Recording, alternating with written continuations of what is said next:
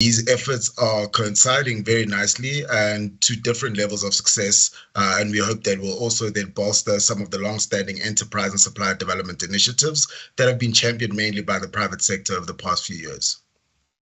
And in this breadth, the SME Connect program was established as a partnership program by the IDC in order to then work closely with the private sector to support these initiatives while leveraging our resources, balance sheets, and capabilities, and also the capabilities and strategies of those ESD ecosystem players in order to deliver greater impact, better job creations, and more improved socioeconomic development outcomes for South Africa.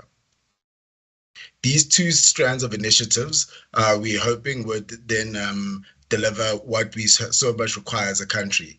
And these would be the unlocking of economic growth that we so much need, the effecting of economic transformation, effecting financial and economic inclusion, and also achieving the long-term social stability we so much desire and need as a country. And we hope that in working with the private sector, that this township economic development initiatives and enterprise supplier development initiatives that have developed varying levels of success will be able to achieve even greater and more consistent levels of success for the economy. In order for this, for us to achieve these desired outcomes, the stance of the IDC can be characterized as us being able to take a long-term view in the investments that we are making in the townships and also within SMMEs within the enterprise supplier development ecosystem. Our stance also sees us attempting even greater to work together with corporates and abandon the silo approach that has very much characterized the enterprise and supplier development ecosystem, as we've seen a lot of important players deliver really important initiatives, but aren't able to elevate those initiatives to an increased level of impact, mainly due to having worked in silos. And then also our stance sees us also being encouraging and also ensuring that we're able to measure honestly the socioeconomic outcomes that we are achieving through these initiatives that are aimed at supporting SMEs within supply chains and within townships. And also most importantly, making sure that we are able to tread a fine line that is able to distinguish clearly between meaningful township economic development and SME development and initiatives that are aimed at pure market penetration and trying to solicit township-based customers and as part of an acquisition strategy. This basically, in our view, by adopting this approach, we'll be able to respond quite meaningfully to the township economy need and also transformation within the ESD ecosystem while elevating it a notch up. Despite townships being the host of significant economic activity, unfortunately, we have not been able to, as a country, realize the potential that so much lies in these hubs of economic activity. Some of these economic activities mainly require for us, working with the private sector as the IDC, to ensure improved investment in the people, in the places we work in, and also the productive activities that lie within these townships. Some of the things that characterize townships, unfortunately, include the lack of access to finance, the lack of access to formal business skills, insufficient and ineffective linkages with the formal value chain, more specifically the supply chains, an inadequate infrastructure to enable productive enterprise activity within townships, the apparent and rampant manifestation of unemployment and social ills within townships, and also a need to help these businesses through business development by formalizing their operations and providing them with the non-financial support, while also being able to leverage the other elements that I've touched on already. As the IDC, we've stepped up our efforts in helping and working with the private sector to solve these gaps. And this, most notably, as I've mentioned, includes the implementation of the SME Connect partnership program. With the SME Connect partnership program, we've been working quite closely with private sector players, and we're very much excited with the results that we've been able to achieve and the momentum we've achieved already, while working specifically with procurement and ESD functions amongst these private sector players in order to co-create, co-fund, leverage, and solve each other's supplier development and enterprise development challenges in order to ensure increased impact and increased SME development outcomes. This has seen us finding synergies and also complementarity in terms of how we allocate financial support, business development support, and market access opportunities. Obviously, with supply development being a big responsibility for the private sector, and ourselves as a development financier that is long-standing and has had a very decorated history, we've been working quite well in arriving at these synergies, co-funding, co-creating, and working with the private sector ESD players. For those that we are already working with, we really have enjoyed the momentum we've been able to achieve, but we do believe there's more. And if you unfortunately have not encountered ourselves as the SME Connect program within the IDC, we really would be looking forward to working and partnering with you in order to achieve the social outcomes we so much require. Additionally, the IDC has partnered with the Gauteng Enterprise Propeller and the Gauteng Department of Economic Development to deliver on the Township Economic Partnership Fund. With the Township Economic Partnership Fund, we've been working together to identify strategic implementing partners with the required experience and track record in order to help us address primarily the access to finance gap that's so laden in townships. The fund aims to support SMEs within townships across the various economic sectors, and not limited to those of the industrial and manufacturing sectors, but we also look at other retail and sectors of economic activities represented within township. The fund also has been able to, through working in partnerships, crowd in investment from the private sector as match funding to the Township Economic Partnership Fund provided by the IDC, GEP, and Gauteng Department of Economic Development has been matched by several private sector players in order to increase the impact that we're able to achieve and also deliver on the outcomes that we require.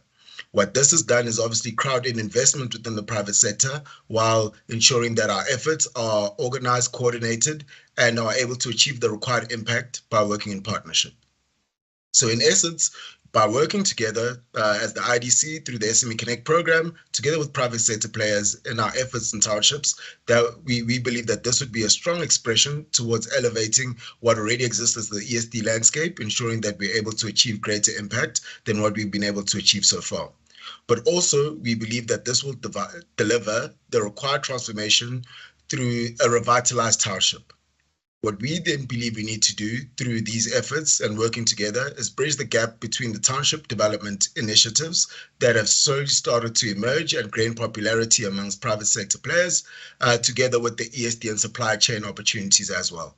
By positioning these as complementary and not as merely related type initiatives that work in silos and separate from each other, we believe that we can then transform corporate supply chains, effect the required transformation, and basically be able to work and collaborate together.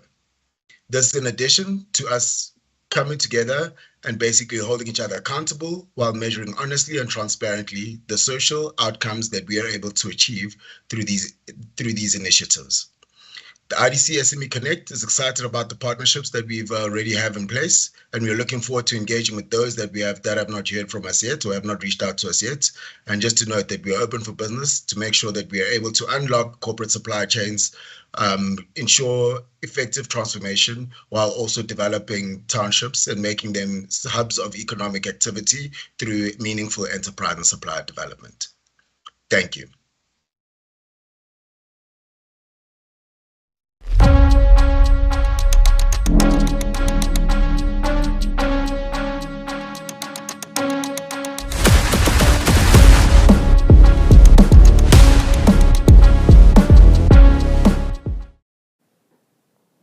All right, a big thank you there to Mr. Tshepo Ntlamele, Business Development Support Specialist, giving us an IDC perspective on exactly how corporates can open up their supply chain to empower SMEs and the township economy. I hope you gleaned a lot from that presentation.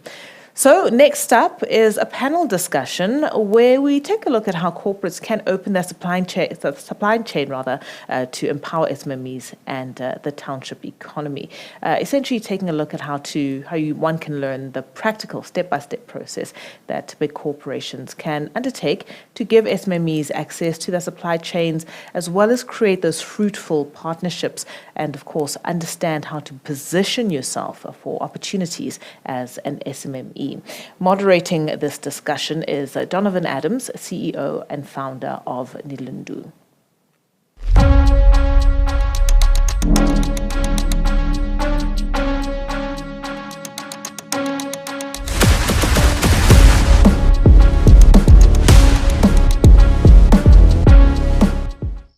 afternoon to everyone, and warm greetings to everyone and the participants online. A special welcome to our members of the panel this afternoon. My name is Donovan Adams. I'm a small business development practitioner and mentor. I represent a business named Nilundu Management Advisory Solutions, and I work closely with the small business community, as I call the SMME acronym. And today I will be facilitating and guiding some of the key areas of the topic that we will be discussing today. Just to introduce the members of the panel this afternoon. Um, Firstly, can I just maybe also ask the members of the panel that as I introduce you, then you just share also briefly, um, immediately afterwards, your background, just briefly your role in your organization. So first on the list of the panel is Fiona Alley. Fiona is the group lead, enterprise and supply development at Momentum and Metropolitan Holdings. Fiona? Thank you very much, Donovan. So, as you've articulated, my portfolio is enterprise and supply development. I sit at a group function in the transformation arena, and I'm really passionate about driving development of SMEs in South Africa, empowerment, economic empowerment, and I really want to see South Africa transition into an economy where SMMEs are empowered. Thank you very much. Thank you. Our next member of the panel is Bridget Evans, Executive Director at SAB Foundation. Thank you, Bridget. Good afternoon.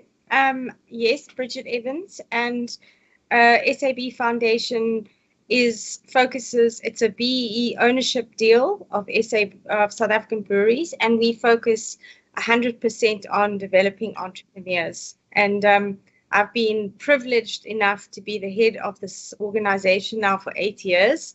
And I must say, I think working with entrepreneurs is really one of the most exciting and rewarding things you can do. Thank you, Bridget.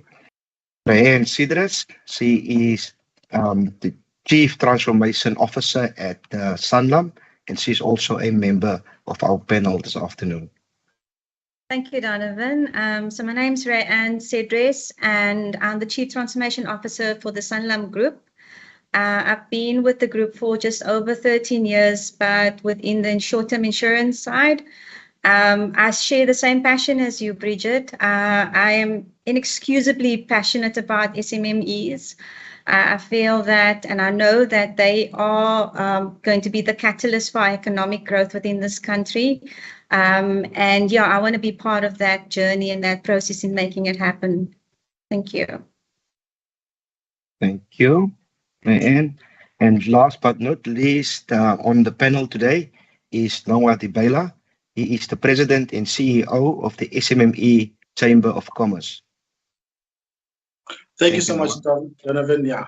As introduced, I'm Noah Dibela. I'm the President of the SME Chamber of Commerce. The SME Chamber has got members throughout various townships and rural communities across South Africa. We also have relationships with other chambers across the African continent and also within Europe and the United States. And obviously, our footprint is to say how do we get, or our mission is to say how do we get South African SMEs into not only South African supply chains, but into global supply chains also. Excellent. Thank you, Noah. I really would like us to continue the conversation in sharing in our rich experiences as we've heard everyone introduce themselves. But around the topic of this afternoon, which is how corporates and big businesses can open their supply chain to empower or enable SMMEs to, and especially township SMMEs or the township economy, to function and do business meaningfully in our economy.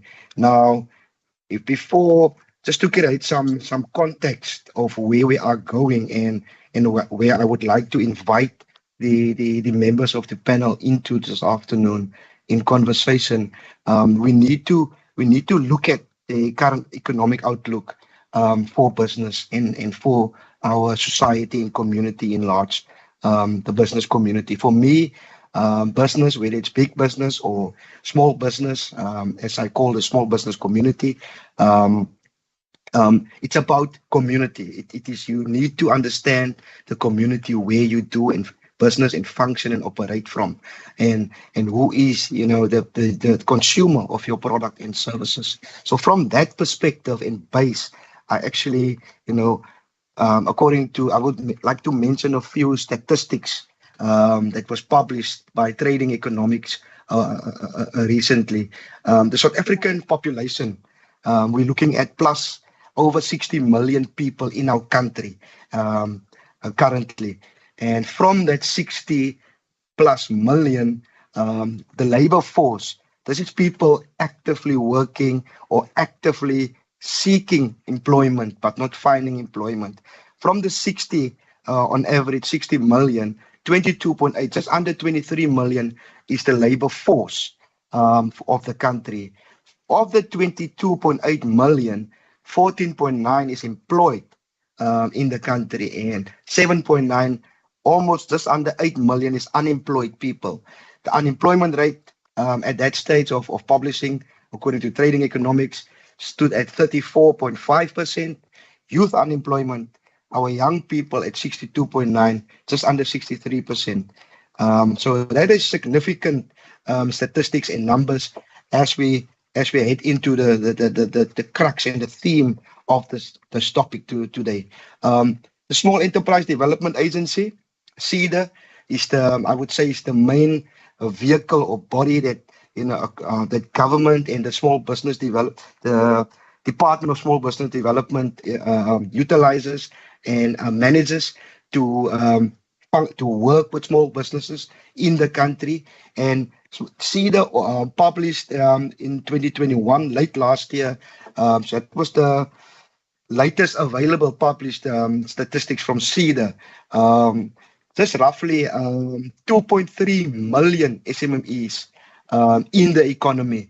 A shrink, as I've mentioned earlier, of 11% pre-COVID. So there was many businesses, small businesses, that lost trading activity, that lost the potential to generate business and income and went out of business. So, but the figure or the number of small businesses, according to SMME, which is a government-driven vehicle, is 2.3 million. And from the 2.3 million, the number of small businesses in the economy, 66.8% of that number is informal sector traders, informal small businesses. And of the 66.8, just to mention that number, that total is 1.5 million small businesses that's in the informal sector. And of the 1.5, self-employed people working for themselves, is 1.2 million. And just roughly over 300 is people that's in the small business informal sector that's employing other people and not necessarily working for themselves. So that is significant numbers. And just to create more context and richness for the rest of the conversation items, the majority of small businesses or SMMEs is in Gauteng. 34% of that number is in Gauteng, 16% in KZN, and Western Cape sitting at 12%, and Eastern Cape 10%, and Mpumalanga 9%. So those are the significant numbers to keep into account as we expand this afternoon on the rest of the conversation. So there are many reasons and factors that lead to failure or stagnation or non-growth of SMMEs and the small business community in our country, and how we unpack and how we understand that and how it links to how big business or corporate entities look at it. I think that is the key for us going forward with the conversation. So I would really like to move forward with the conversation and put it or direct it to Fiona this afternoon. And are there, Fiona, maybe from your side and your understanding and working experience and where you come from. Are there many formal big businesses that's aware? How does big business look at the transformative impact that's available through working with SMMEs? Can SMMEs be and have an impact in the economy according to big business? And do big business, have a holistic view of how to support these small entities? We've looked at the numbers from CEDA, self-employed, whether it's self-employed businesses or whether it's a small business that's creating jobs for other people. So are big businesses, according to you, aware of the impact, what and how it can be a driving force in the economy in order to lift up again that collapse, so to speak, of small businesses currently? Thank you very much, Donovan. So I firmly believe that there's little or no appreciation for the transformative impact that SMMEs have in South Africa. I think everybody knows what needs to be done, but whether it's done or not is another question. And part of it could be ignorance. Part of it could be because we look at it as part of BE, and BE for the most part is looked as a compliance aspect, and for the most part, just as a tick box exercise. So I think what is important is to have a strategy, a robust strategy in place to be able to incorporate SMEs into the supply chain of corporates. And it starts off right at the top with transformation being a strategic imperative. I think as long as we get that into our organizations, it's going to take us a long way towards advancing transformation in South Africa. Just to make it practical, at Momentum Metropolitan in September 2021, our CEO announced our 3-year strategy, and it was the Reinvent and Growth strategy. And under the Reinvent strategy, he deliberately mentioned one of the strategic focuses as transformation. And not just he was very deliberate and intentional when he said, I'm not just talking about transformation, but I'm talking about authentic transformation. And that's what transformation is all about. We need to make it real. And if we're speaking in this context about the SMMEs, we need to make it real that we are contributing towards economic empowerment of the SMMEs. I think generally businesses tend to move towards survival mode and think in a very siloed mentality. And I really think that we need to change the mindset, and we need to change the thinking towards what we'd like to call the shared value thinking. So SMEs, communities are part of what's going to be your future clientele. If you can support them, they in turn are going to, in the future, support them. So it's not about thinking things in the silo mentality. It's about how do we have an all-encompassing view of what we want to do in society today. We need to look at it through a broader lens than just what is it going to do for my company. And I think for me, being in enterprise and supply development, developing SMMEs is a real passion. And it's such a gratifying experience when you have a chat with an SME who tells you that, you know what, Momentum Metropolitan has made a real difference in my life. So I really think that SMMEs are the lifeblood of South Africa. They are the future of South Africa. And it is a good corporate citizen responsibility of organizations to contribute towards the growth and the sustainability of SMMEs in the future. Thank you, Donovan.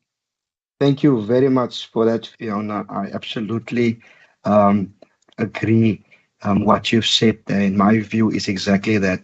If I may just extend very, very quickly, how do you guys in Momentum Metropolitan look at enterprise versus supply development?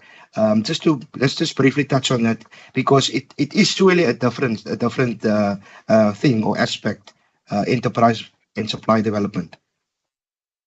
So definitely. So if you look at it purely from a legislative perspective, the way in which enterprise development is defined is development of small businesses that sit outside your supply chain, and supply development is focused more on suppliers that sit within your supply chain. But the way in which we have actually approached it is basically looking at it as a continuum. So we look at it from a procurement perspective. So we do a needs identification from a procurement perspective. Where is there opportunities in our supply chain to create supplier diversity? Where is there transformational opportunities within our supply chain? We then identify enterprise development beneficiaries to put through an access to skills, access to funding program. We then transition or graduate them into supplier development beneficiaries, eventually coming right back to procurement, where we're creating access to market for these SMMEs, either within our supply chain or through these SMMEs onboarding new clients. So we believe in that very continuum approach of how we tackle enterprise and supplier development. I hope I've answered, Donovan. Excellent. You couldn't have said it better. Thank you, Fiona. If we can maybe look at another important aspect, we've seen or heard the statistics, how many SMMEs are in the economy, and actually a very high number of them are informal traders or in the informal economy. And I've seen personally when COVID came in 2020, the impact on the government assistance, for example, the TERS scheme, these people or these businesses couldn't participate. They couldn't actually, because of that disconnection from the formal sector or from the compliance that wasn't in place. So that was a big barrier to be assisted by government, for example, and participate in those schemes. So just to maybe touch on the labor side of things, if we speak informal economies and township economies, assisting and helping small businesses in creating jobs for these businesses, maybe if I can direct this one to you, Noah, are small businesses and specifically employees, workers in small businesses, with the view on the township economies, are they protected by legislation and labor laws? Is it applicable even to them in those economies? Yeah, thanks, Donovan. Well, firstly, those labor laws are applicable. So what we have in South Africa, we have a labor regime whereby the same labor laws apply that applies to Sanlam and all the big corporates, apply to us as SMMEs. So we have one unilateral labor law system in South Africa. And I think that's where maybe, so from a compliance point of view, SMEs are supposed to be compliant in that regard. However, whether they are is a different question altogether. And the unfortunate reality is that because they are not even formally registered, then clearly from a compliance point of view, we can then assume that they are not also compliant from a minimum wage point of view, paying those regulations, even though they need to be compliant. So where we need to get corporate involved and government involved to say, how do we move our SMEs from being informal and not compliant towards compliance? So what you find is that from a funding point of view, government, as you mentioned earlier, SEDA, does not necessarily fund SMEs to become compliant. Now, from us as a chamber who works on access to markets, access to finance, and access to support, it becomes difficult when we have an offtake where SMEs can come in, but they're not compliant. When you need to now get support for them to make them compliant, it does not exist from within the current government regimes. So I think from this conversation, then we need to then say, how can the private sector come in to assist SMEs to become compliant? So Donovan, what we need to then do is that from a labor relations point of view, what we need to do is to make sure that we have maybe two labor regimes, one that will apply for big business and one that will apply to the SME market, primarily looking at the Section 95 of the Labor Relations Act, which makes it so difficult for the firing process that from a risk point of view, from SME, it is a threat to say, look, if an employee goes to CCMA and now you not need to pay them a full year's worth of wages, it will affect one's balance sheet, even cripple the business entirely. So we need to definitely, from a labor point of view, have a very strong discussions with the labor unions in this country as the SME sector. Thank you. Thank you for that, Noah. That's quite interesting, that viewpoint of having two different guidelines, so to speak. The LRA is, to a large extent, a guideline to employers in the country, but we also know the challenges that comes with that interpretation and actually implementation in different organizations, small and big. So yeah, definitely interesting viewpoint from your perspective, and thank you for that contribution. A key aspect, I believe, working with the small business community is sustainability. There's many factors and barriers for small businesses. One of those barriers are compliance, for example. We've heard the stats from CEDA, the 11% that dropped out, that's non-existent in the economy anymore, a reduction, and those people are jobless. So a fundamental factor is sustainability. How do we, private and public sectors, big business and small businesses, work together to revive and turn this economy around in where we are currently in the economy? So based on that perspective, I think it is quite important to really ask the questions. What interventions are there, from big business and corporate entities to work with those supply chain interventions? What type of specific interventions is there for township economies, looking at skill shortages and lack of funding for small businesses? How does entities and big corporates, maybe Bridget, if I can direct it to you, how does SAB look at that point for this afternoon? Yeah.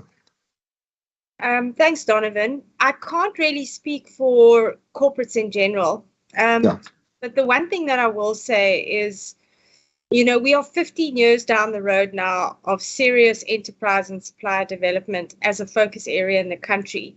And I believe we don't have much to show for it.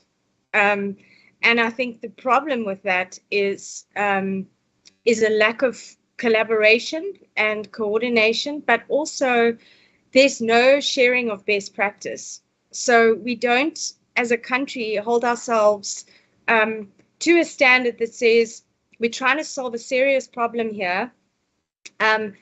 What do we know that's working, and how can we as a community of corporates do this in a more effective way? So I think that really worries me, that we're 15 years down, it's splintered, everyone's working independently.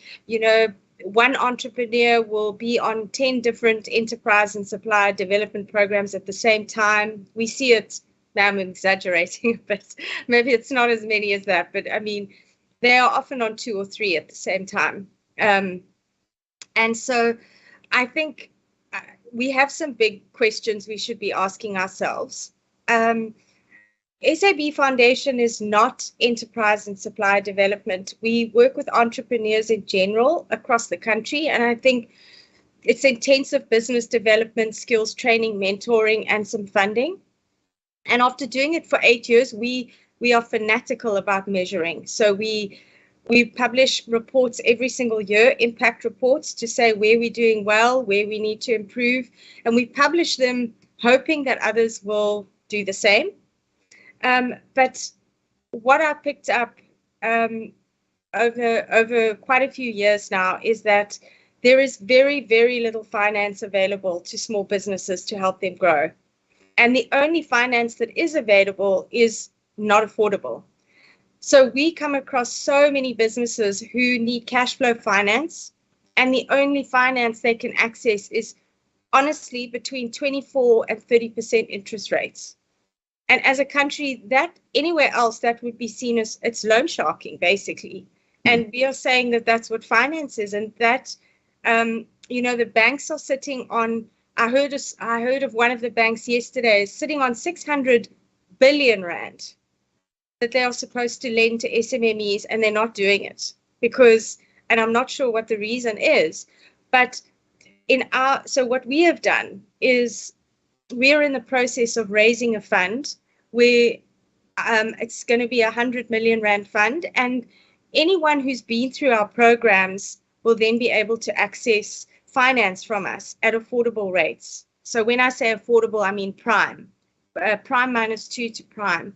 And the intention behind that is really to allow them to access funding for cash flow or for capital growth so that they can create jobs. And I think we're hoping to really show that if someone has been through a proper business support and development program, the risk of lending to that person is much lower than the banks and others think, and you don't have to apply such high interest rates to manage your risk. And so I'm hoping that if we can prove this, which I believe we can, that we will start opening up access where there's much more collaboration amongst enterprise and supplier development programs to say who are the entrepreneurs that they have come through those programs that are exceptional, that have shown great improvement, and that are creditworthy, so that those entrepreneurs can then have more access to finance. Because I think it is a big challenge. When it comes to township entrepreneurs, I think that we work with a lot of entrepreneurs in townships. SAB Foundation purposefully funds a lot and works with a lot of businesses outside the major metropolitan areas, so small towns, rural areas. And what we've discovered through doing that, and townships included, is that once you get outside the major metropolitan areas, there's not much opportunity for entrepreneurs at all.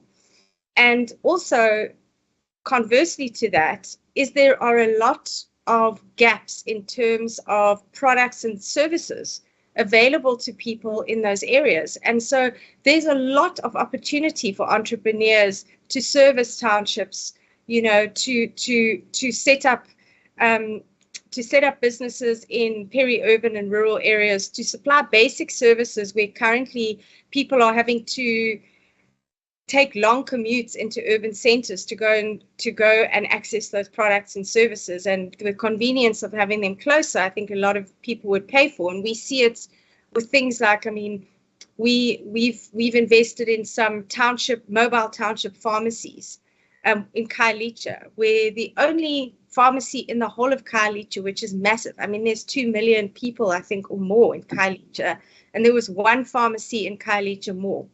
And there's a huge opportunity for a lot of business growth in townships. But I'm not quite sure how those align to corporate supply chains, but I guess it would be through enterprise and enterprise development. So I think, to sum up, I think we need to collaborate more, and we need to actually start singling out entrepreneurs that are high performers and partner with banks to try and assist cash to flow more into small businesses so that we can create the jobs we need to create as a country. Thank you so much, Bridget. I agree, and it was very insightful as you were sharing your answer to that question. Maybe just to actually also extend briefly on that, Entrepreneurship, for me, where I'm working in the small business community, is twofold. You either work in supply chain to a corporate or a big business entity, or you are a sole entrepreneur, supplying directly to the consumer, in the market, and you build and you manufacture, and you supply to the market into stores or supply chains. Those are the two perspectives or angles that we work with and see predominantly in the small business community.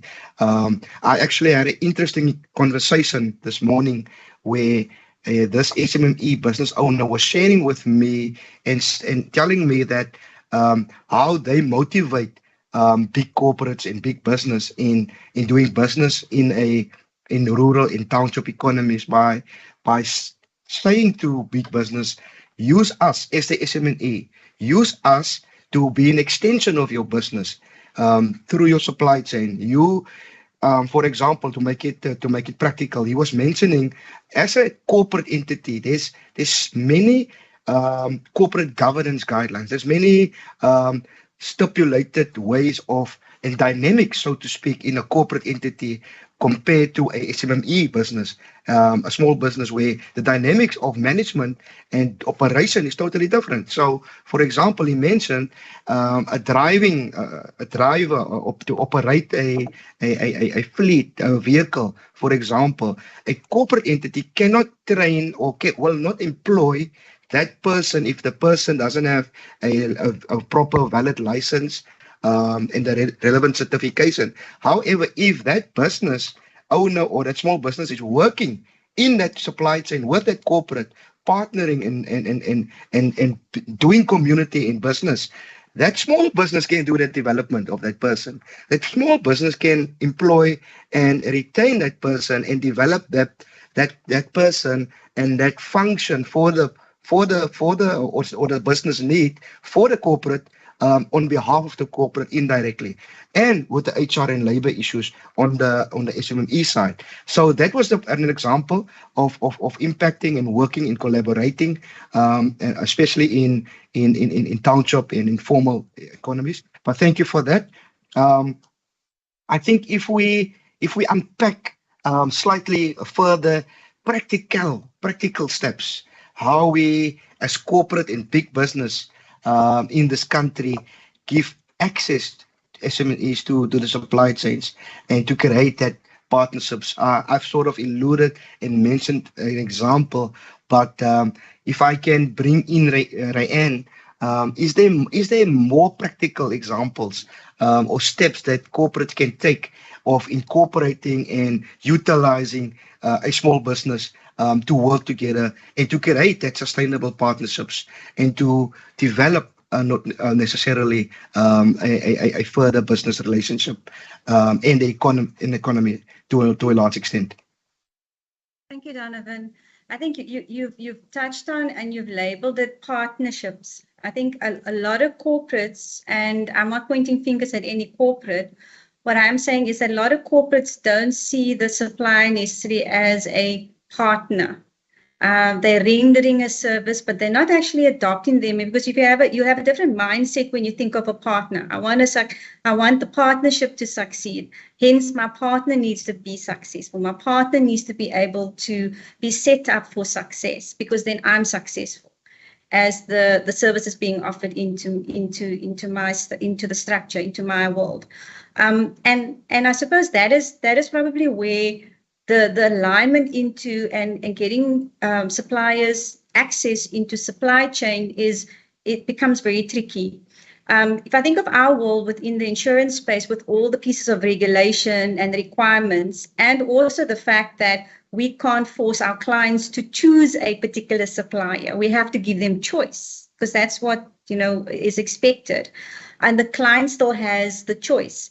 So there's a bit of education on our client side and even the greater society to be pro township SMMEs, to be pro emerging SMMEs as well. So it works, I think, from both sides as well.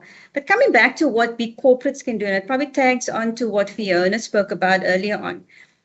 having that mindset of a partnership with a supply, an SMME, and bringing them into your supply chain, if you have that mindset, you actually would have spent time to understand their needs, where their challenges are, how you as a corporate can support them with those challenges. And really, there's three things that makes a successful business. There's access to finance, and Bridget spoke about that. Working capital is a big issue for small business because many loans that are offered are not working capital loans. They're not. They are loans for growth, capital loans used for growth.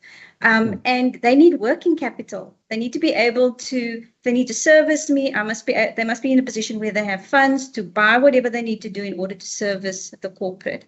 And so access to finance is very critical.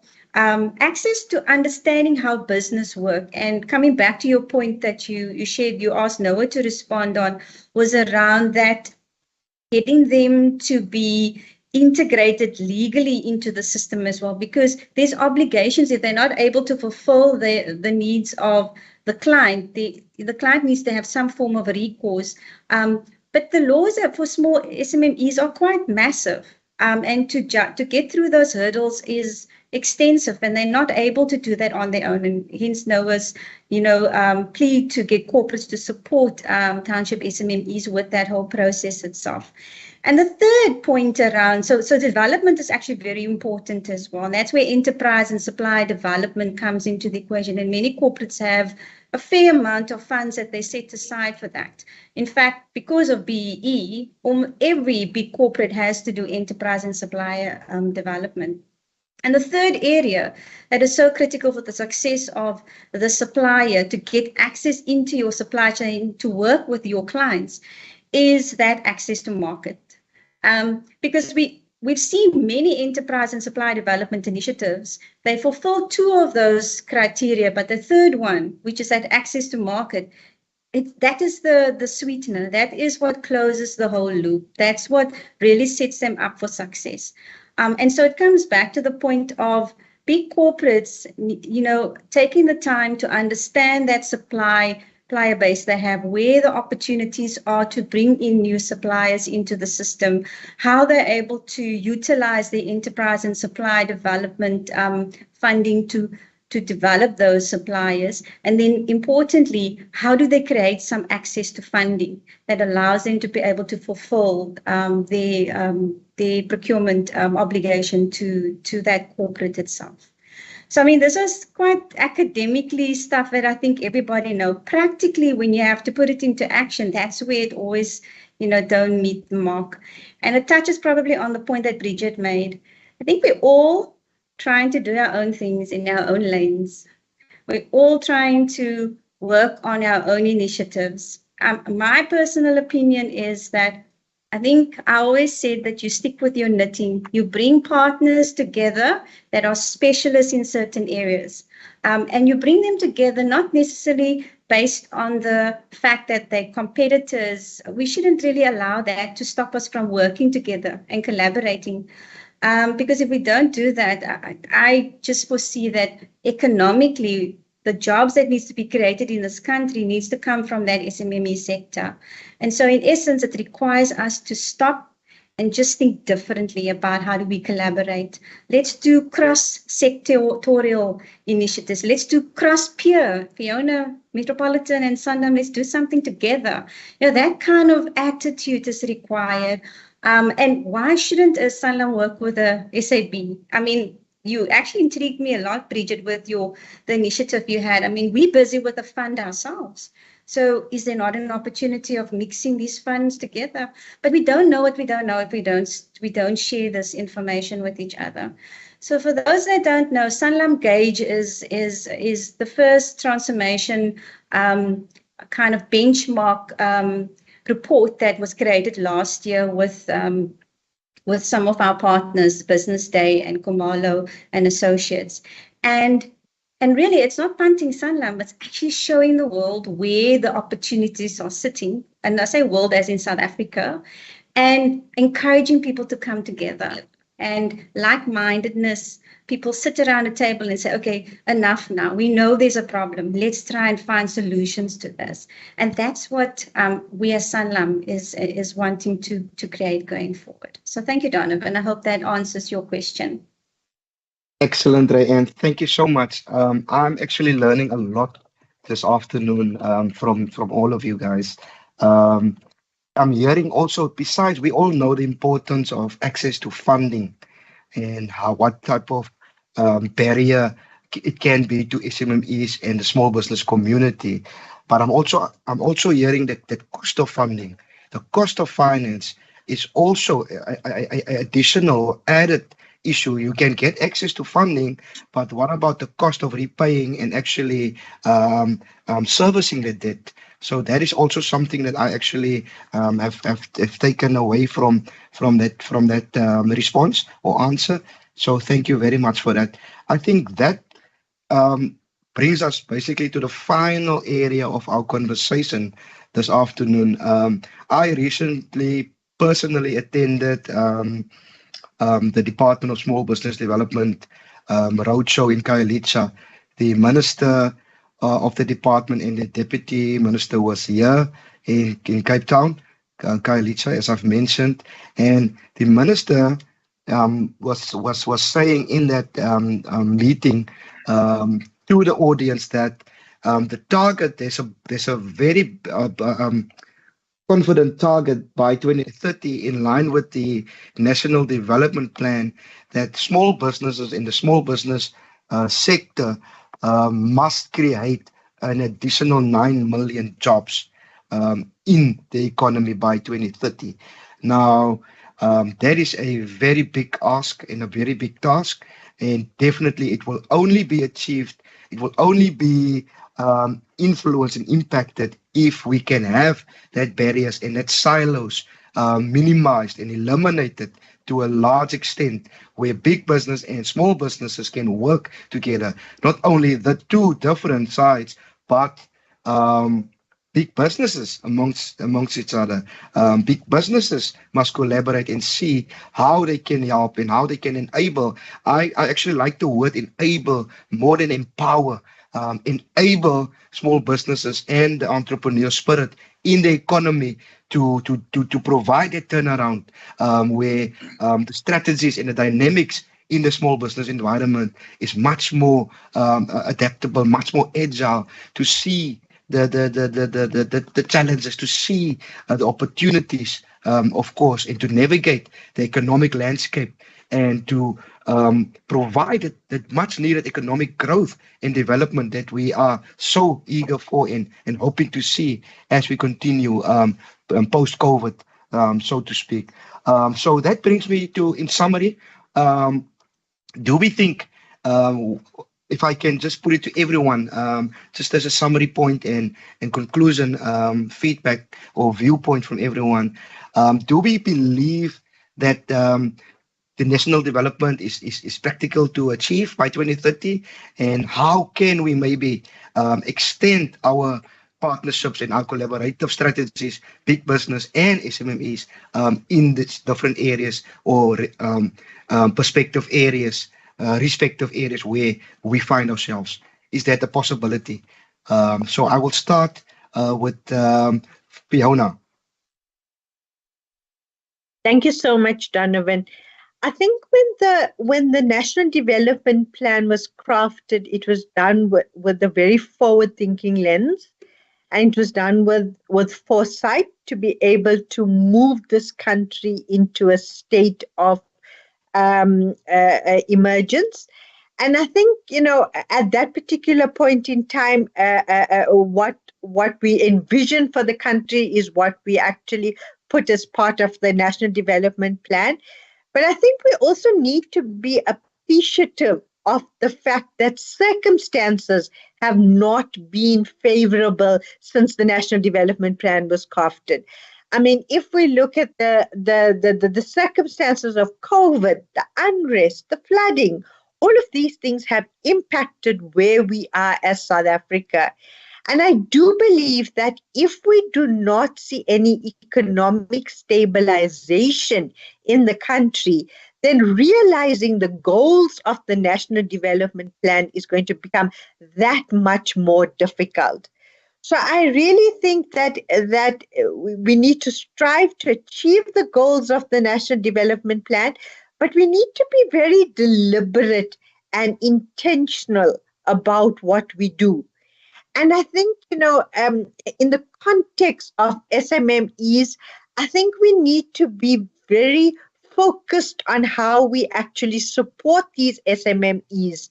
I think, being in the ESD space, and Bridget mentioned it as well, the lack of impact metrics, the lack of tracking, that is very important, and contribution towards long-term sustainability of the SMMEs, and not just doing development of SMMEs as part of a compliance exercise. So I really think we if we work together, if we work in collaboration, Rayanne mentioned partnerships, if we work in partnership, private-public partnership, collaboratively, we will be able to make strides towards the National Development Plan, maybe not completely, but we will certainly be able to make strides. So that is my wish for the country, and I really hope that we are successful in whatever we aim to do. Thank you very much, Donovan.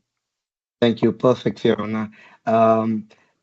Bridget, would you be so kind enough to share with us, in conclusion, your summary? I think that South Africans are very resilient, incredible people, and I think we can do so much more than we think we can. I think that for me, the keys to getting where we want to go obviously are dependent on certain factors sorting themselves out. A big one is electricity. We can't have factories setting up if we don't have power, and that is a critical it's crippling to economic growth. If we don't get that right, we'll never reach that goal. But I think some of the things that have come up here today, unlocking affordable finance for entrepreneurs, for cash flow and capital growth when they have contracts that they want to service. I think that bottleneck, if that bottleneck can be sorted out, and as a country we actually get into a situation where we make, because at the moment as well, nobody wants to do small loans, and often small SMMEs just need between 500,000 and 5 million, and it'll completely transform that business and create a whole lot of jobs. And so it's in that space that we really need to unlock a lot of finance.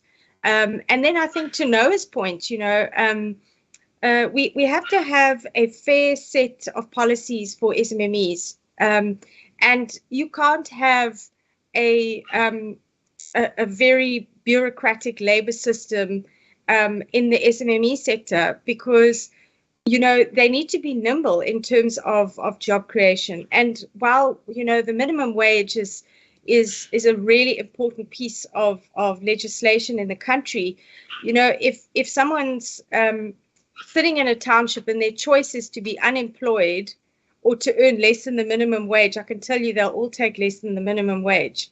And so for me, it's kind of, we need to find the right balance for SMMEs. I also think that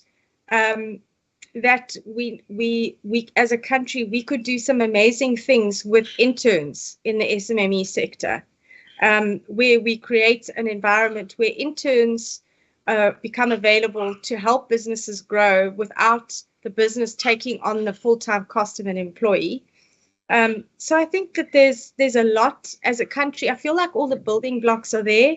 We've got all the knowledge about what's working and what's not working, but I think it's going to take quick decisions and rapid change for us to meet those goals. We can't keep having the same discussions year after year after year. We need to actually action these things, and that means political will and speed, I guess. But I do think we may not reach all the goals, but I think we can reach them if we put our minds to it as a country. That's what I think. Thank Thanks. you. Thank you, Bridget. That's perfect. I can almost sense that today's conversation time is not enough, and I can just hope that we can. I will be able to see some of these strategies being born from here on, and collaboration seen in the market and in the economy. So thank you very much, Bridget. If I can ask Rayanne to also summarize for us her viewpoints, it will be really great. Thanks, Rayanne. Thanks, Donovan. I think just, the NDP was, as Fiona said, was future looking goals for us as a country. And you have to dream and you have to have some end goal that you're working towards. I'm an eternal optimist. I still believe it's possible. The fact that we're having these debates and it's more and more discussions happening, more and more seminars, summits. I've been getting so much invitation to so many other summits on SMMEs in particular. It says to me there's enough noises in the system to agitate the system to such an extent that you can't avoid it any longer. When you have a scab and you think it's healing and someone scratches it all the time, it has to have a proper fix applied to it. And so I do believe we've got all the building blocks, as Bridget noted.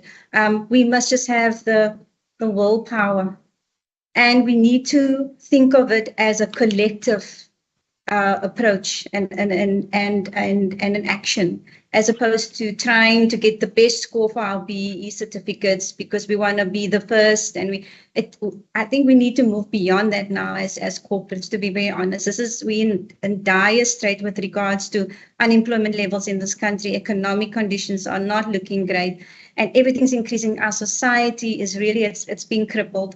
So we have to find another more creative solution to this. So I'm very much still in the belief that this is possible. And that we can work together in improving this state that we're in at the moment. Thank you, Donovan. Thank you. Excellent, Rayanne. Thank you for that. Noah, if I can ask you to conclude for us in a summary. Thanks, Donovan.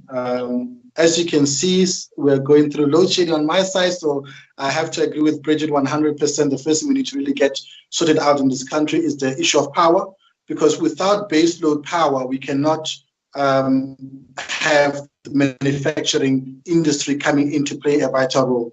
But secondly, also from the manufacturing, how then do we do manufacturing close to where the townships are, and how do we revitalize those factories that are in that particular area? Because the big thing which affects the township economy is the cost of transportation, and even from the people that live there is the transport cost. A third of the people in the townships, their expenditure goes, a third of the income goes towards transport costs. Now we need to say, how do we reduce that so that they can have more money within their, disposable income for them to be able to purchase additional goods and services to stimulate the economy further. So those are the critical things that we need to work on. I think also from a corporates, SMEs coming together to say, how do we tap into global supply chains? We need to be making foreign direct currency for us. It's one thing for us to compete within South Africa, within the local market, but there are many global opportunities. I mean, us as a chamber, we have excellent relationships with the German chamber, and we're working on saying how do we get 100 SMEs to be part of the supply to German companies and to supply the EU. We are also, I think, coincidentally, also working on a 100 billion rand fund in partnership with one of the banks for trade finance, purchase order financing, because exactly that's the kind of things that SMEs need. However, systems can be so slow, in terms of approval rates. We say, look, we will bear the risk on the part of the SMEs, and then let's see how we cannot fast track the access to finance, but also touching on Bridget's point, how do we also bring it in at below prime or prime and maximum, because the cost of capital is definitely very expensive. So I think maybe an outcome, maybe out of this particular session, what I would like to see, Donovan, is we would like to extend an invitation to meet up maybe with the other panelists here. Let's set up a strategy on terms of how we're going to be able to collaborate. And then a year from today, we can then report back and say, look, from this conversation that we have, we've been able to achieve A, B, and C. Because then that way, what we do not have out of this session is another talk shop. And I'm loving what Rayanne is talking about in terms of the Sanlam gauge. matrix to say how then do we noting all that information, because from a chamber perspective, access to research always affects, it's so costly. When you have done that type of research, how do we have access to it to inform us from a policy position when we do lobby government? And then critically, just lastly, how do we do economic activities within rural communities and within township communities, primarily within rural communities? Because what is happening is that young people are moving out of the rural communities into the township, living in squatter camps, exacerbating the challenges that government needs to now do from a service delivery point of view within Alexandra, within Khayelitsha, and so on. So if we can be able to now start having economic activity taking place at local government level, working with traditional leaders, and I mean, the Royal Bafokeng is an excellent story on how they've been able to do it, replicating that type of model so that young people don't have to leave their communities to look for work within Gauteng or within Western Cape and Durban, within KZN. Then we're going to be able to see us being able to reach that goal of creating 9 million jobs. But as long as we're only focusing within Gauteng, KZN in terms of Durban and Western Cape in terms of Cape Town, we're not going to be able to create those 9 million jobs required. Thank you so much. That was perfectly articulated, Noah. Just to leave everyone also with something, as I was thinking in your response to the question, I've mentioned at the beginning that business should be, according to my belief and view, about community, understanding the community where we do business in and the needs of the community, the view of that community, the beliefs, the values of that community. And if we think access to markets and we think consumer base, the people consuming our products and services, whether you're big business or small business, that is something to consider to breaking that barriers. And I want to leave something also that's I think slightly different to what we've discussed so far. Understanding the basic theory of Maslow's pyramid, and looking at Maslow's theory of needs and how we can penetrate and build from that needs, but to have a heart for people and communities as we create jobs, as we create business. And it's not about money, it's not about profits only, but we're expanding on communities. We're not degrading communities and areas for our future generations. So that is something that I would just like to leave with everyone from my side. What a way to end off the session. I would like to thank each and every member of the panel. Thank you very much. It was great having conversation with you all. And this is the 2022 Top Empowerment Conference, and we can't wait to see you in the next round of conversation. Thank you all. Dankie baie almal. Enkosi kakulu. Thank you very much. Thank you. Nedbank is leading the charge towards a low-carbon, resource-efficient economy through the launch of its Green Economy CSI strategy, investing millions to develop jobs and emerging enterprises in agriculture, waste, water, and energy projects. Our commitment to the green economy as our CSI anchor strategy is one of the key ways in which we intend to contribute to its realization and sustainable effectiveness. By implementing our strategy aligned to the 4 strategic levers, those being agriculture, energy, water, and waste, we aim to drive and support our communities, especially in addressing the very evident societal gaps.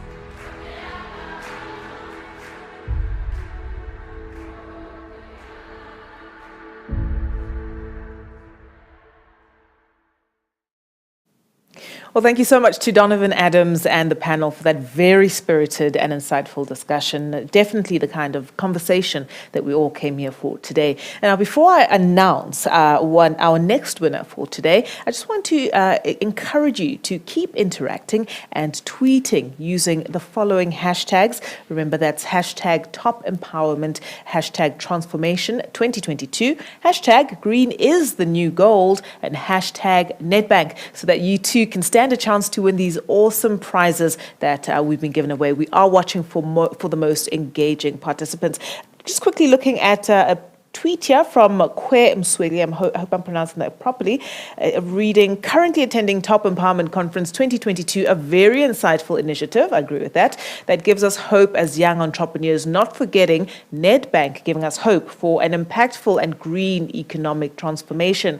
Hashtag Top Empowerment, of course. Hashtag green is the new gold. Hashtag Nedbank. Thanks for that, Q Msweli. Really, really appreciate it. Another one at BCT 786, it reads like this: let's teach our youth a skill to build their empire. Hashtag Top Empowerment. Really, really like that. Let's teach our youth to build their empires. Of course, the abiding dream of every young South African to leave a lasting legacy. All right, fantastic. So our winner for one of the duffel bags that we're giving away over the course of the conference is it Anne Bressler? At Anne Bressler, congratulations, you win yourself a mandatory duffel bag. Mandatory, of course, being the name of the brand. They make some fabulous apparel, by the way. So make sure you visit the virtual photo booth, where you can click on the link that pops up in the chat feed, and from there you can share your pictures on social media. Do tag us. We want to see your faces. We would love to put faces to the names, and of course all those smiling, excitable faces. Really fantastic. Enjoying the interaction, so let's keep it going. And of course, just engage some more. Don't forget to actually make some contacts, initiate conversations with your co-delegates, and network is the name of the game this afternoon.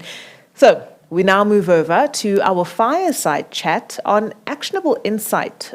This is from top empowered organizations. And here to set the scene is Gerald Mwandiambira, who's the CEO of the SA Savings Institute. Over to you, Gerald.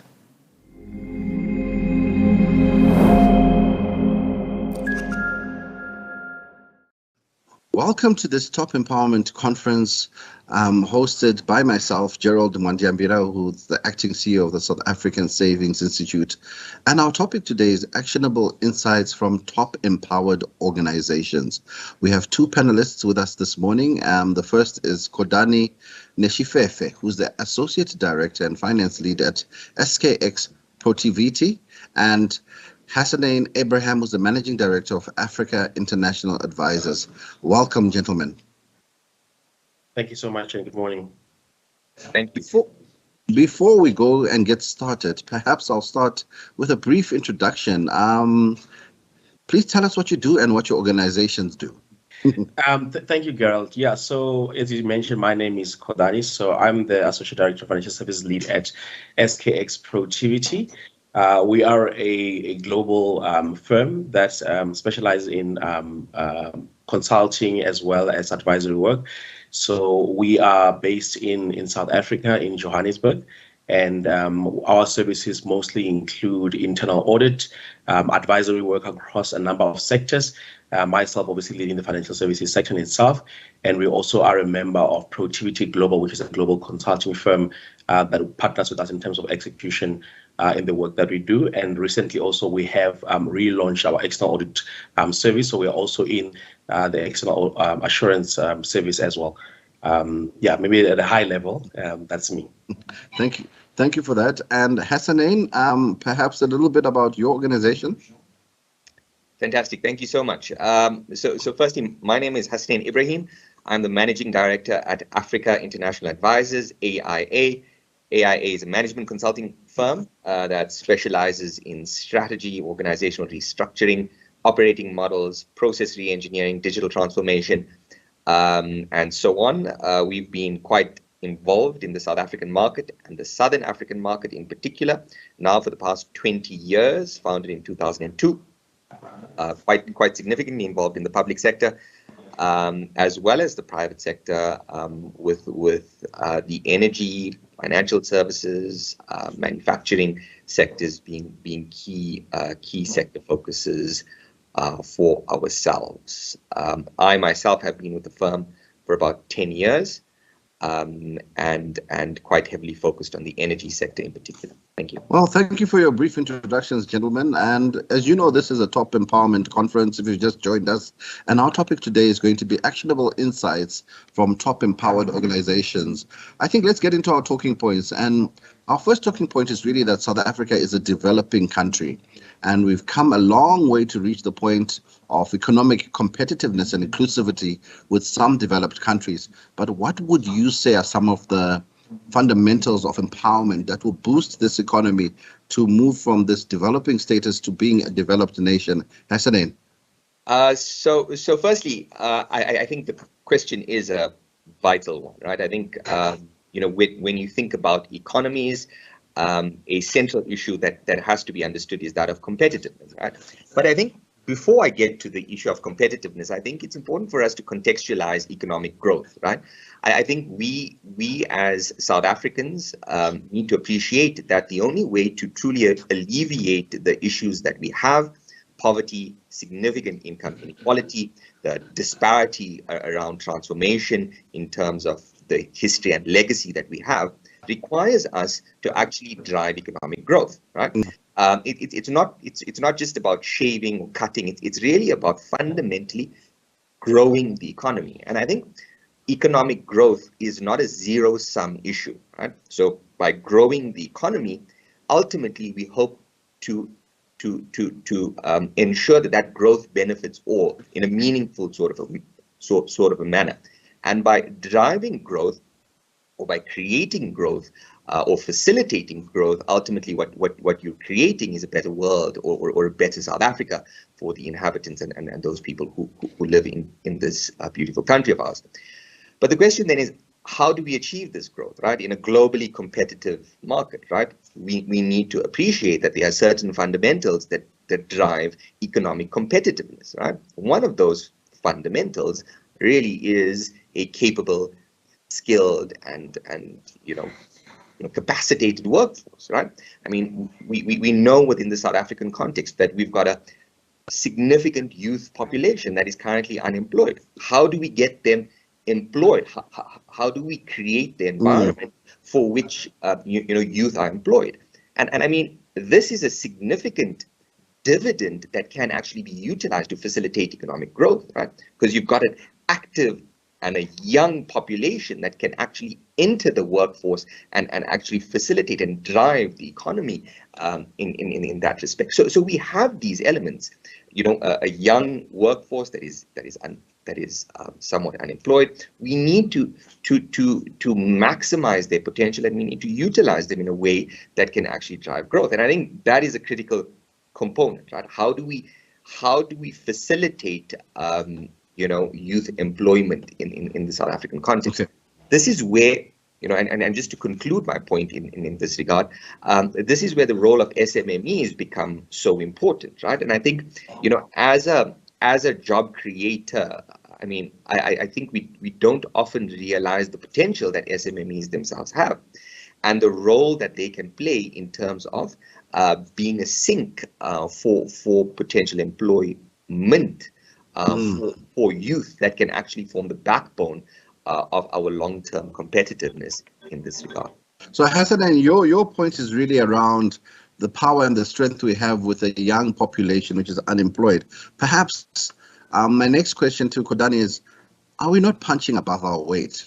As far as South Africa is concerned, we are competitive, but are we really competing against the right countries? Should we be competing against Brazil and India when there's Kenya and Nigeria, who should be looking as near competitors? Yes, we have youth in terms of strength, but I can say the whole of Africa has a young population. What makes us different? What makes us unique as South Africa? In your opinion, Kodani, what are the steps we can do to become more competitive as a country globally? And are we choosing the right competitors in terms of our market peers, especially with such a large population which is unemployed? Thanks for that question, Gerald. And I think I'll agree also on what Hassan also mentioned. I think it starts from the grassroots level. I think if you look at competitiveness, it's all about what you have to offer. When you come into the playing field, if you're going to be competing, you need to bring your best foot forward. And for us to get there, and I think Hassan also spoke to it, we've got a very large youth community or youth people within Africa as a whole. But if we look at South Africa as well, the majority of our youth are currently unemployed. Majority of them are unskilled. A lot of them are dropping out of school. And then you find that we have a large pool of unskilled resources, right, that we cannot bring on into the marketplace. And so already from the starting point, we don't have enough resources to bring in, but even when they do come in, they don't have the right skills for them to be competitive. So we may then say, we want to compete with the likes of the US or the UK, but already we are on the back foot from an education and skills perspective. Therefore, then it renders us uncompetitive from the word go. So what it needs to be that government also needs to have a role to play, private sector has a role to play. Now, where the government comes into play is from a policy perspective, all the way from the education system, the lower childhood development, all the way to high school.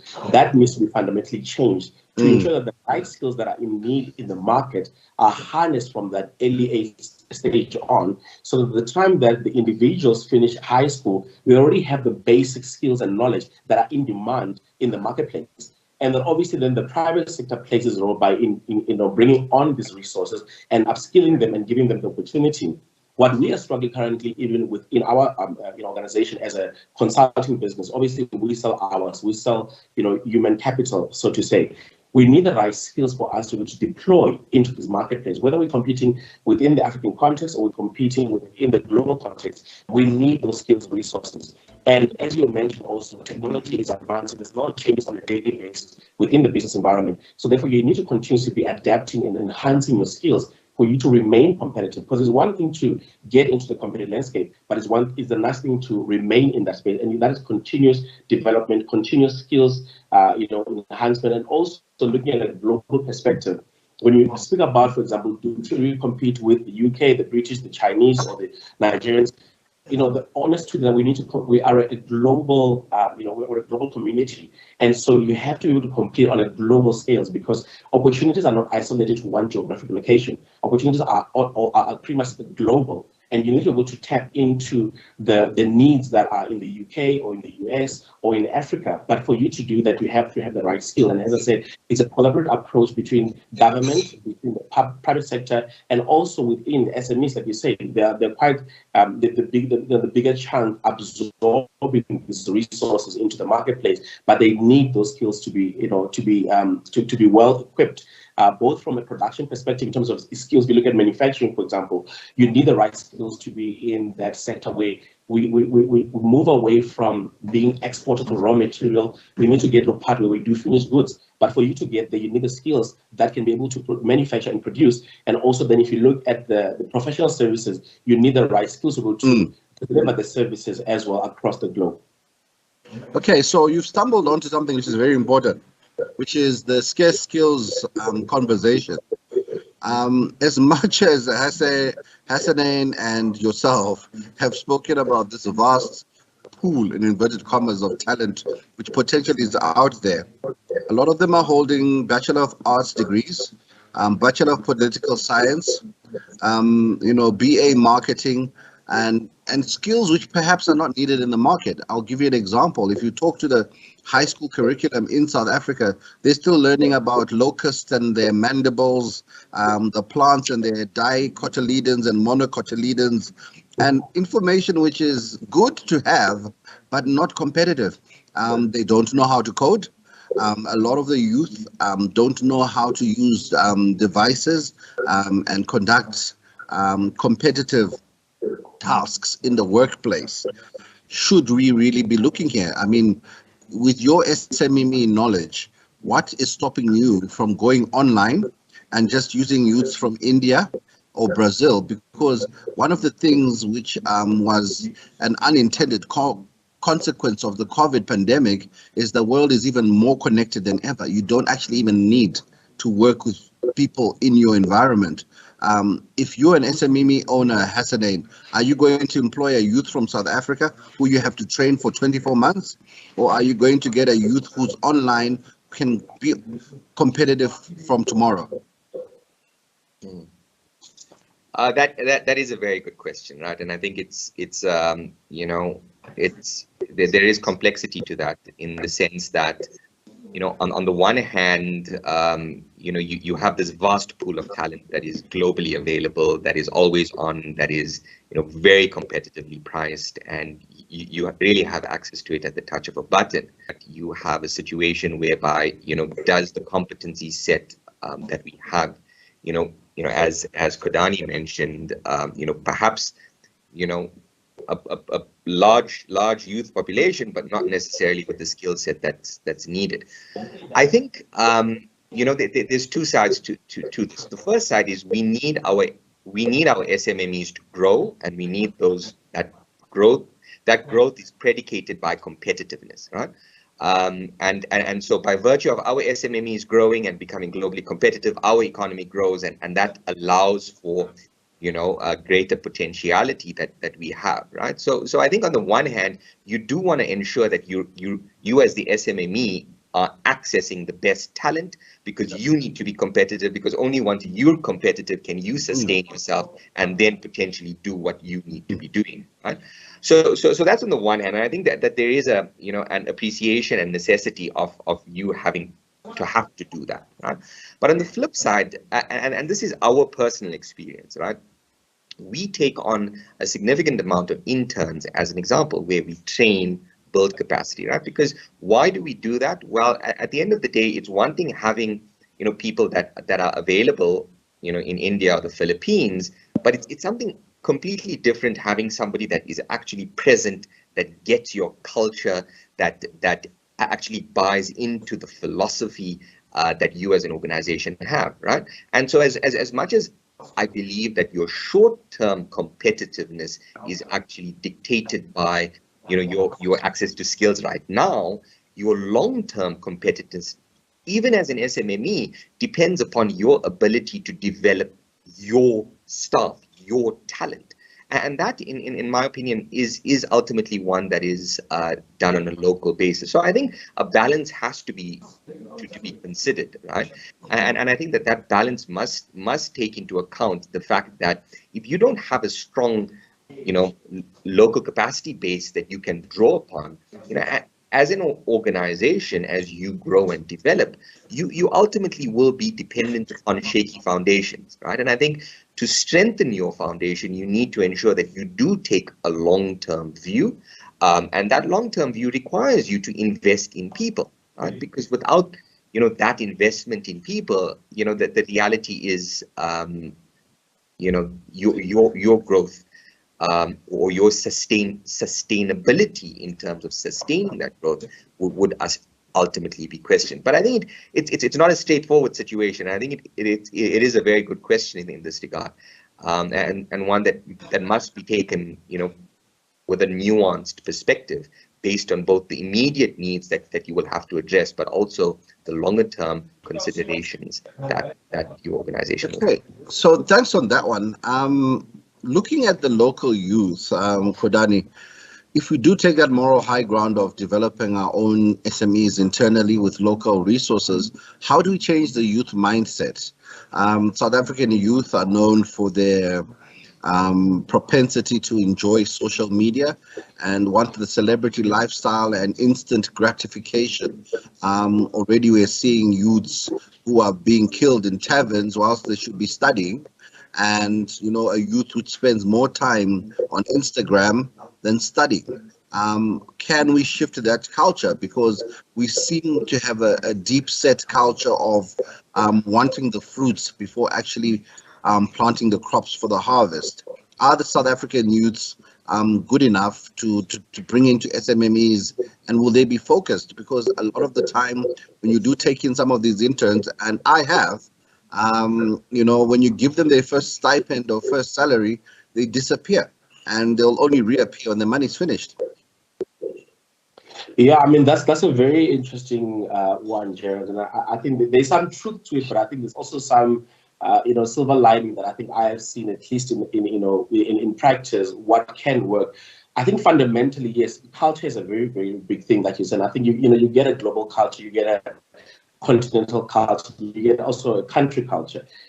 we've got a culture in South Africa, and I think it has to do with discipline and also leadership, and I think more and more we are void of good leadership. I think from the early on, because these principles of leadership and discipline have to be started at the grassroots level, all the way from the school system. And I think if you remember back in our time, not really our age that much, but we come from a different era in terms of where discipline was enforced in a different way, where we understood the importance of education, the importance of work, the importance of output, and I think to some form that fabric has been a bit deteriorated over the years, where I think also government also is to blame to some form due to the policies that we implement, because now you find a lot of youth despondent, not knowing what to do with their free time. So if they're not in school, obviously then they're not learning, right? Then they have to find other activities that they need to be involved in, for example, you mentioned social media and other, early childhood pregnancies and the like. So there's a lot of deviation from where they should be focusing on. But if we're able to fundamentally change their focus and be able to create opportunities for the youth to be involved early on productive things, on things that actually enhance them and develop them, you'll find that they will fall into that pool of a productive workforce, that once we bring them into the corporate space, they already have that discipline of hard work, of focus, and not so much distracted by other things. But I think also if you look at the interns, and likewise in our organizations, we also have brought in interns from at an early stage that are learning, and they're going through training, and they are being they're shadowing the senior guys, and we're developing them into the program, whether they be internal audit or advisory or in the corporate finance space. And we're finding that the more we put an effort and we have like active programs for them to follow and have an active mentor that follow that checks up on them, that we find that even if the culture may have come with a culture that is not up to standard what we require, we find that over time we're able to harness and bring them into our culture and able to change. And I don't think that anyone is rigid and does not cannot change. So I think it is up to us also as SMEs, when we bring on these young these young individuals that don't have that much experience in the marketplace or maybe exposed to a certain culture, we can indoctrinate them with the right culture and be able to train them in the way that they should go. And over time, you'll find that this rough diamonds can be polished and become something that we can export, not just in the African continent, but globally. So I think all of us have to have a part to play to say, let's start with what we have, but let's try and shift into where we want to go, the end goal, because we know where we can get to and we know what work needs to be done, but it needs to be all parties playing a role in this development. Great. So you're talking a transformation which needs to happen. Now, it may happen in the SMME space. Now, how can we also do this transformative ownership, which will obviously inevitably occur in the SMME space as they take on youths into the broader industry sector viewpoints like financial sector, where we can actually start seeing that transformative ownership happening. So it's almost handing over of the baton from the previous generation or the previously advantaged groups through groups such as yourselves, who are the intermediary generation, and to the future. How can we achieve this transformative ownership transformation without significant disruption to the service delivery? Kodani, and then Hassanein, you pick it up. Yeah, and I think, Gerald, the one thing I think sometimes that we perhaps is overlooked or perhaps is kind of covered up is that, you mentioned this word of disruption, and there's this notion that if you had to bring in transformation, it's going to disrupt the economy. When it comes to change ownership, which is fundamentally very incorrect, because most of us who have, in the professional space or in other areas of training, have went through the same, varsity curriculum. We've got the same qualifications. We've gone through the same training program, whether it's the big audit firms or manufacturing or the like. So it is the same pool, although it may be, different, colors, for example, black and white, but fundamentally we have the skill. So when we talk about transformation, there has to be a willingness from government also to transform the economy. I mean, during the lockdown, there was a lot of talk about, the transforming of the economy and then, shifting things around. And if you look at government government has a large ownership through the SOEs and the departments and so on. It can easily start from government from that angle to say, how do we bring in the private sector that is Black owned to participate? For example, if you look at the procurement spend, for example, government has a very, very big procurement spend, and they can already start there to ensure that Black companies are the majority in terms of procurement spend. And likewise, in the private sector, I mean, if you look at it, financial services and other industries, currently it's majority white owned, right? And we do have the skills, we do have the individuals that can run this organization, that can get into top management, but there also needs to be a willingness. And I think it plays a very big role when you have Black management in this private sector, because it also then drives the procurement spend. Will the resources that you bring on, the service providers that come in, whether it be IT, whether it be financial services, whether it be anything else, logistics, the drivers of that is then directed from the ownership as well. And then also, if you look at it from the ownership perspective, Black ownership also then supports a Black family. That family supports a Black community. So it has a ripple effect, and we actually have to make an intended effort to ensure that there is that transformation, because if we don't do it, unfortunately, nothing is going to change, and the structure of our economy will remain forever the same, and that will continue to increase the inequality that we currently see at this point in time. Okay, and Hassanin, do you agree with these points? I mean, do you have anything to add? Look, yeah, I think the points that have been raised are very important points, right?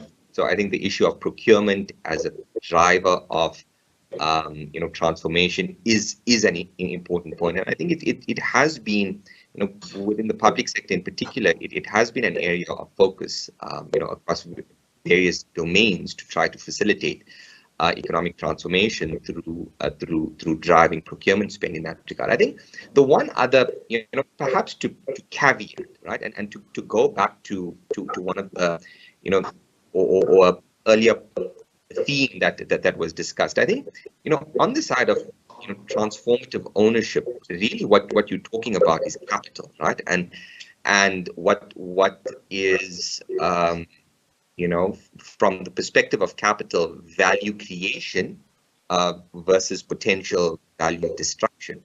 And I think, there's the one part to that is, when you think about capital and value creation destruction, the key issue is risk, right? How do you manage your risk from a capital allocation perspective as you drive, these transformative sort of ownership practices?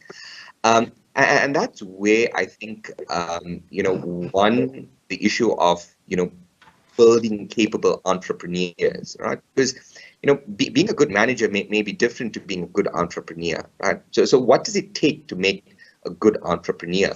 What does it what does it take to, manage some of the risks that comes with, running, building, creating, sustaining your own business, right? And I think the issue of skills and, again, the culture of entrepreneurship within the South African context, I think that's perhaps an area where we can do more on. I don't think South Africa has a massively strong culture of risk-taking and entrepreneurship, right? I don't think, the best talent that we have goes into, corporates, management positions in corporates, and they work up the corporate ladder. And I think that is quite different to, let's take, for example, some of the other, cultures, even within the African context, where there may be a lot greater focus of, where the best talent go and work in corporate, but then leave corporate at a particular point, really then start up their own sort of businesses, and really then create value through that, right? I mean, let's take, for example, the American context, right? The biggest companies in America, a significant number of them weren't around 20 years ago. I mean, Tesla, it wasn't around 20 years ago. Facebook wasn't around 20 years ago.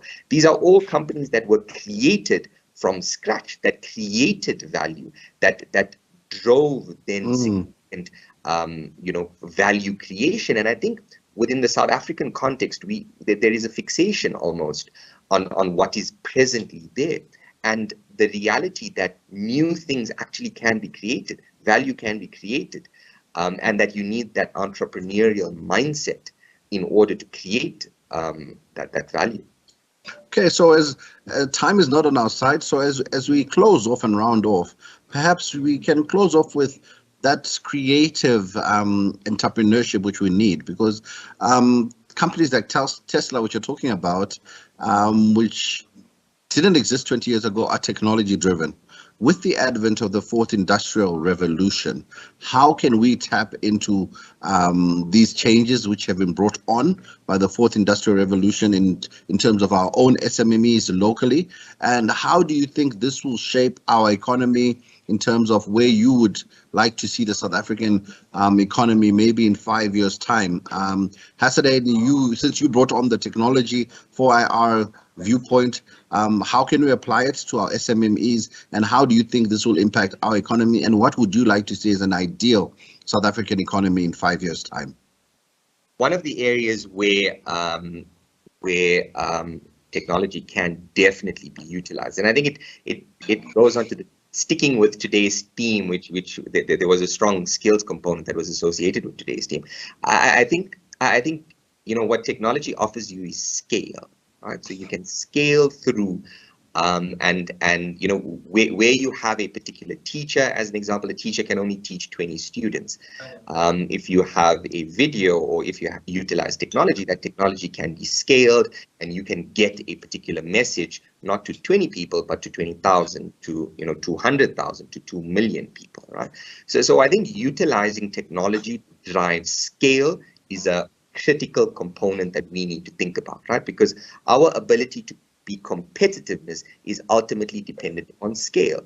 So we need to get people into the job market at scale. We need to train people at scale. We need to get to a position where our economy grows at scale.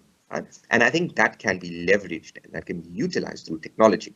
And so we should be thinking about how do we utilize technology to drive scale, both in our education system, in terms of being able to offer high quality education, where perhaps access may be may have been poorer, utilize technology in that respect, and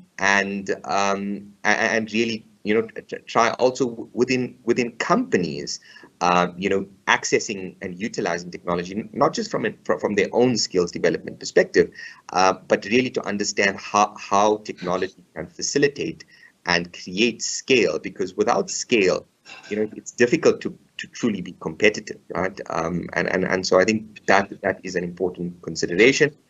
And so the last issue in terms of where would I like to see South Africa in 5 years' time? I think, another theme that we've had today is competitiveness, right? If we can't get our economy to be competitive, we're dead in the water, right? And, SMMEs need access to certain things. We need access to good, reliable energy, right, which we're struggling with at the moment, right? You can't run a business when you don't have electricity for 6 hours in a day, right? So the energy situation has to be resolved.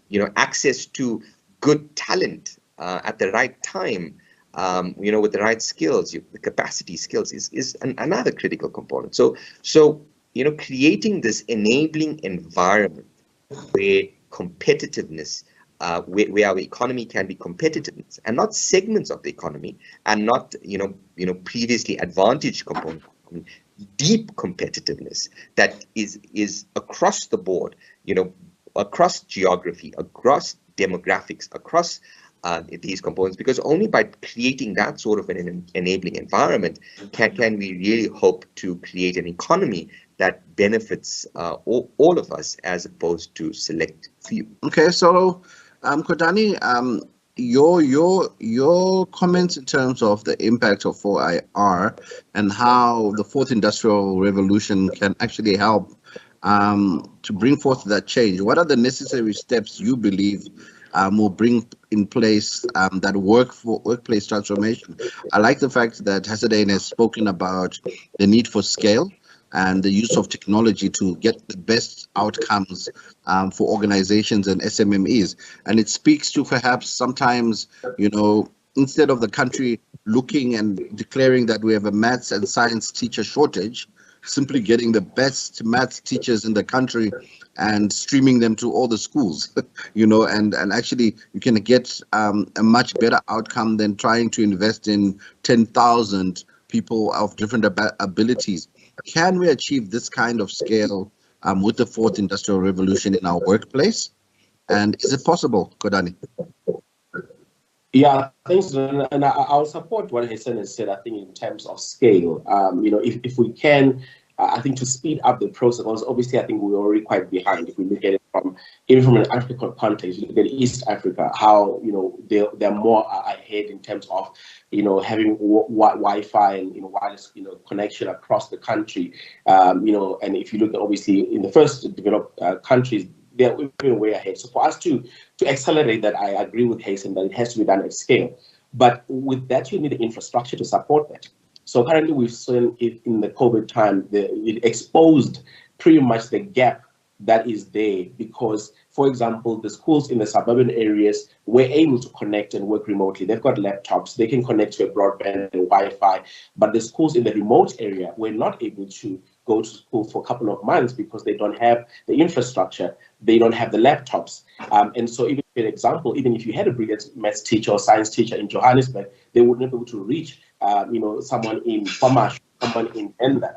So, for example, then the government then needs to work together with the private sector. And I'm happy now also with the spectrum being opened up and the likes, but that is the kind of initiative that we need to be done at a faster pace to ensure that connectivity is no longer a challenge, but a basic service to each and every individual, so that such things like speaking of scale, whether that be in education, whether that be in information, or whether that be in recruitment processes or training or talent search, that you can able to tap into the whole country through that network and able to disseminate the information and able to gather information at a faster pace. Because if you look at it from a competitive perspective, where the fourth industrial revolution is moving is more into efficiencies. So we are trying to find efficiencies by bringing technology and also cost reduction, and that is then what keeps you competitive. Because right now every company is looking for the service to be provided at a faster pace at a cheaper price, and for you to do that, that's when you're then incorporating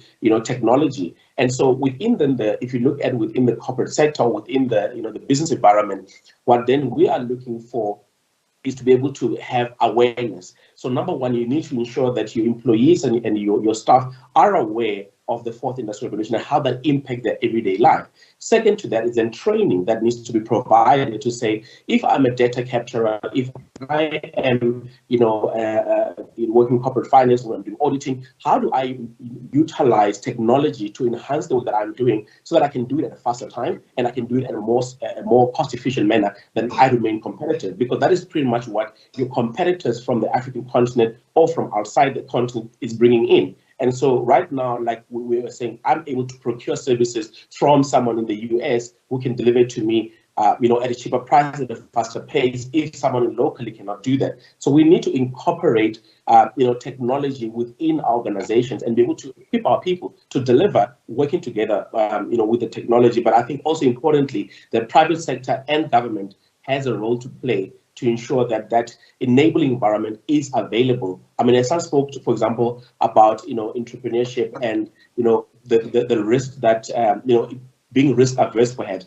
I would say and having been in the business space myself, is that I think that we do have individuals who are risk takers, who are entrepreneurial mindset, but I think the environment has not been so conducive to allow people. There's a lot of red tape. Government has spoken about this a number of times. So if we can create the conducive environment to support entrepreneurs, you would have seen, a guy like Elon Musk, he spoke about Tesla, he was born in Benoni. Had the enabling environment been available, Tesla, for example, would have been a South African company, but the environment was not enabling, and hence he had to go somewhere else. So if we can create that environment, we'll be surprised at how many entrepreneurs we can actually unearth and support, and then it then talks to that competitive advantage and that growth that we're all seeking.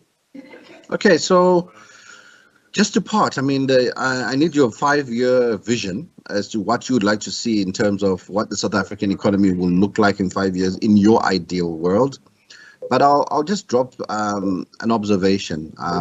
The key technology of the previous generation was probably the telephone. And in 100 years, South Africa had still not managed to put a landline in every household, which was a key driver of technology. Now, technology has moved and the cell phone is pretty much everywhere, and that's obviously has driven connectivity for everyone. Do you believe that even when everyone has pretty much a cell phone, even in the most remotest parts of the country, we can achieve this connectivity which is required for us to all be fully connected and function as an economy? What do you see in 5 years? Will all the schools be connected? Will everyone be able to participate in the economy? What's your vision, Hassanein, in 2 minutes, of your South Africa in 5 years, given all things coming together? So yes, I think that I would love to see a South Africa that is perhaps not 100% connected, but tending very close to 100%. I think without that connectivity, without that ability to really dial into this global network, I think there are certain limitations. Do we absolutely need 100% in order to achieve what we need to? Perhaps not, right? Perhaps far greater access, and far cheaper access and far more immediate access, where the concentration lies at this moment is perhaps really the focus. But I think the difference with the landline and this is that, one, the technology options are far greater. You have far broader market liberalization, let's call it that, where it's not dominated by one single state player, but you really have broad private sector participation that's driving this. I think these sorts of elements, do open up the environment for far greater participation. And I think we cannot deny the fact that the reason why, almost everyone has a cell phone in South Africa is because a lot of it has been driven by the private sector. So we also shouldn't deny the role that the private sector plays in enabling and creating this enabling environment, right? One in which I don't think the state on its own can do. So better, stronger, deeper private-public partnerships going forward, I think, is critical and is probably the only way that we're gonna achieve some of the outcomes that we're hoping to achieve going forward. Thank you for your comments. And finally, last but not least, Kodani, how do you feel your ideal South Africa looks like in 5 years' time?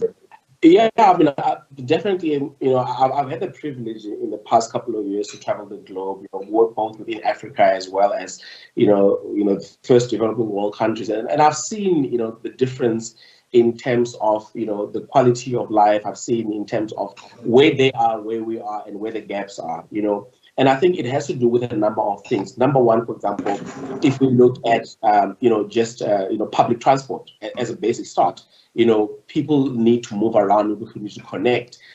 So I think as a start, I would love to see a South Africa where the public transport system is, enhanced to a point where you can go to travel between here and Cape Town in a shorter time in a train, or be able to move from here to Pretoria. We've got the Gautrain already started, but I'd like to see an upscale to that, where you can easily go to a Soweto, because that then allows then the exchange of goods and services more broadly, because now you're not restricted by your geographical location. You can now easily go to Nelspruit for lunch and come back, support a local business there. So I think the infrastructure already, from a transport and logistics perspective, I would love to see that improve. Also in the airline industry, like that more to be unlocked, more given to black airline companies that can participate in that space. But definitely then talking again to technology, if we can able to, invest in the infrastructure, and I started speaking about public and private sector participation, I think that is critical across all sectors. Government on its own cannot create this enabling environment, and private sector cannot do it alone. But if there's a stronger collaboration between the two, we can tackle the infrastructure problem. We can, both from a transport logistic perspective, both from a technology, and ensuring that there is that connectivity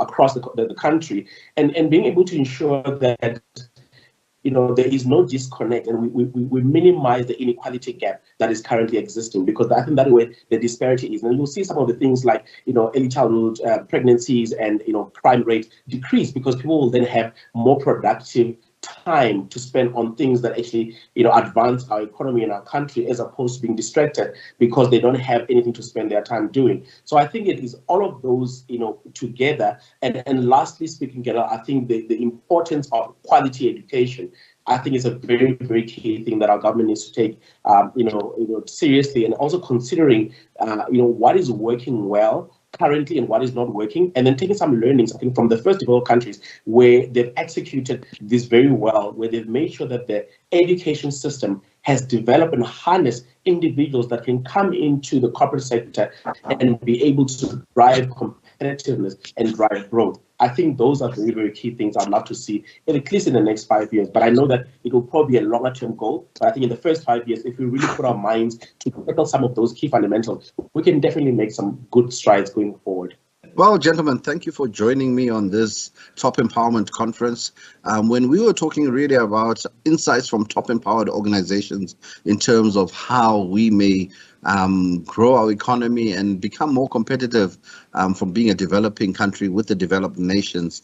Kodani Neshifefe, thank you for joining us. And look, your insights have been valued, and hopefully everyone who's watching has really gained from your experience and from your knowledge. Hassanin Ibrahim, we also thank you for being with us this morning. And everyone who's joined us on this Top Empowered conference, thank you very much, and look forward to seeing you in the next conference as we continue to empower our nation and empower the world with the greatest minds and insights which we can access. Thank you very much. Thank you so much.